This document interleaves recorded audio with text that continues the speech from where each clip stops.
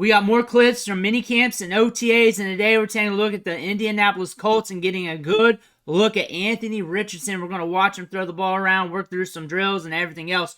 But before we do, you need to click that subscribe button right now. We're going hard in the paint looking at these rookies every single day, from rookie camp to OTAs to minicamp to training camp, your favorite veterans, covering the storylines.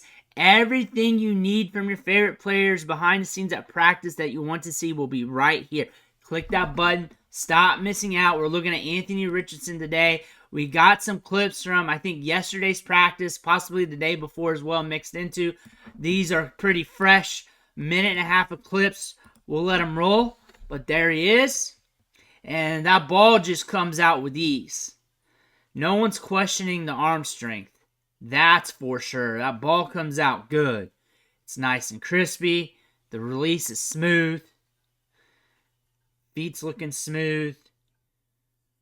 Looks more composed compared to this time last year. We can definitely say that because we covered those clips. They do a good job getting clips out on Anthony Richardson. So if you're a Colts fan, I suggest subscribing, because come training camp, you're going to see a lot more of him. This is a new drill that I'm seeing from the Colts here with him. Just getting in that low point to the net. He nailed it on that last one. May not be a new to them, but new that I've seen, because over the last few years I haven't seen it yet. Working on the feet, staying up there on the balls, being able to be light on the feet and move around. If you watch everybody else's feet and then watch his, just a little bit more pop. Just that little bit. Just a little bit. Oh, that fat guy. You always got to have a huge fat coach. Just got to have a fat guy back there. There he is. Oh, I can't even watch Richardson anymore. Well, that ball comes out good, though.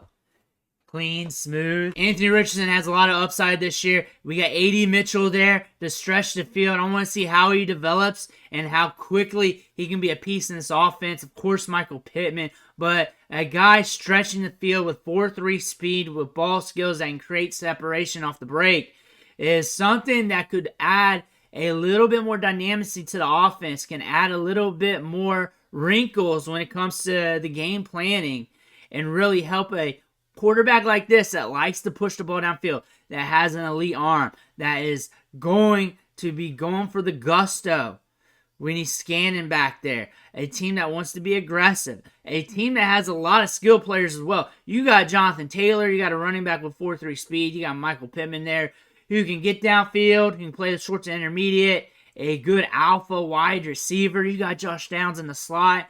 You got another field stretcher, because you can't forget about Alec Pierce and his role with the team. But you got some deep speed now, and you got him at a good cost in the draft. How well will he gel with Anthony Richardson?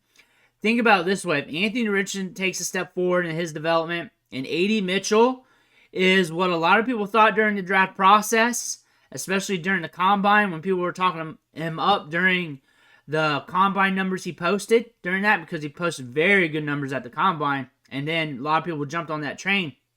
But when you go back and look at the tape, he's a smooth route runner with size and length as well, on top of that speed.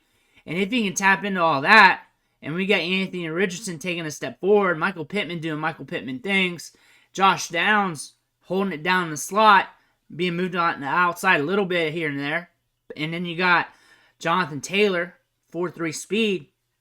You got a lot of upside there.